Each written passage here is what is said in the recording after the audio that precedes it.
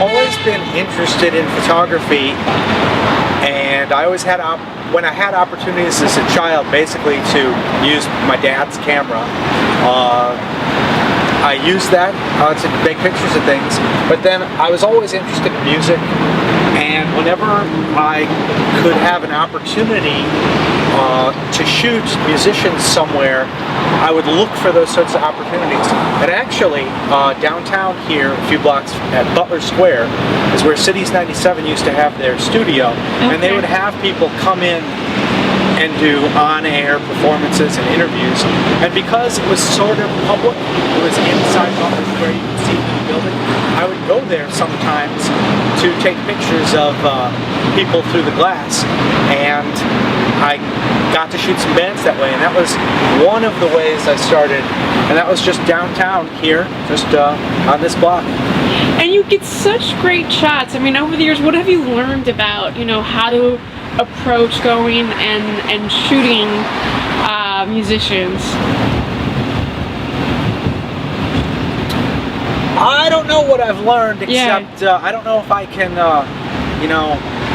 it's just all the experiences I've taken or I've had lead me back to what I do, and it's all a matter of trying to find something, frame it, and shoot it while it's happening. And there's all sorts of circumstances where something could get in your way, or there's restrictions. But you always just do the best you can with the situation you're given, and that's how I really make everything. What makes a great photograph in your opinion? I don't know. I think it's subjective to the viewer.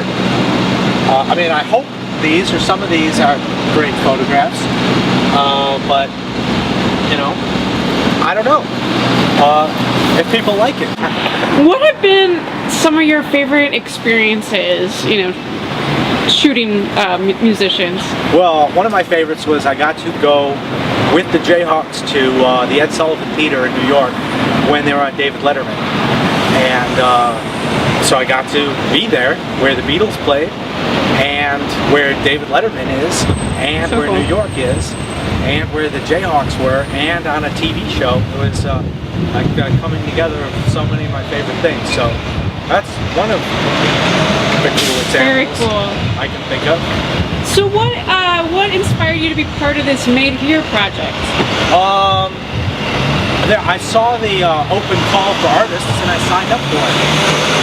And but actually before that, last year or a couple of years ago, I saw over in Block E a photo exhibit as part of Made Here, and I don't know the artist's name, the photographer, but I was taken with the exhibit. It was pictures of Block E before it was destroyed, and I think some of it, as of being destroyed, in the windows of, the thing that's there at Block E. Yeah.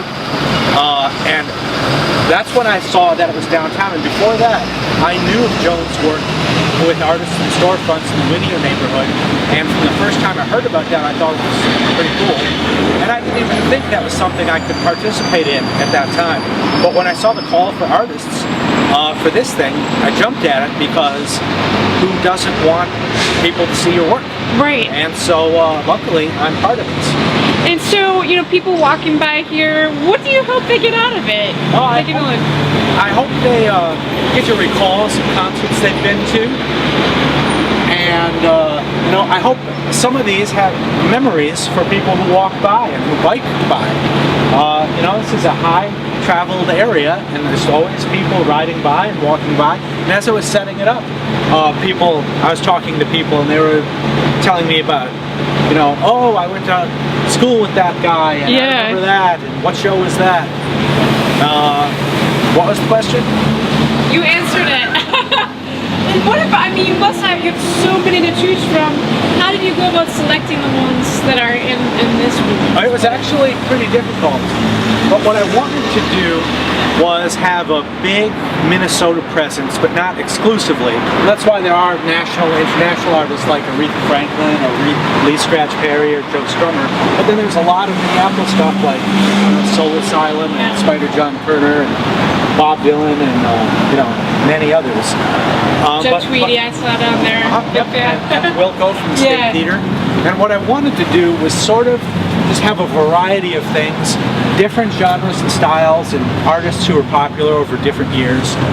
And there's threads that run between, some of these things. Like for instance, Spider John Kerner was a contemporary influence of Bob Dylan, and there's Joe Strummer here when he played at the Quest, which was just down the street and around the corner. And apparently after this show, he went to the 400 bar to see Lifter Puller. And these Hold Steady guys were in Lifter Puller. And but really, there's all sorts of these. There's threads between them, and some of them you just have to make up yourself by having been to some of these shows or being fans of some of this music. And what do you think overall about this Made Here project that's taken root downtown? I think it's great. I think it's great downtown. I think it's great in Whittier. I think it's good for walkable, livable cities. It's good for everyone. I just hope people aren't too distracted on the bike lane by looking at it when they're biking. I worry about that. That's a good point. Well, wonderful. Is there anything else that you want to add, or any other upcoming projects you're working on that you're really excited about? No, just keep an eye out for my stuff. I'm never sure what's next until it's happening, but I'm always trying to, do more stuff, whether it's music or, any sort of documentary, photography, or video. I'm just always trying to do more and better, cooler stuff. Awesome. Thank you, Steve, so much. Thanks.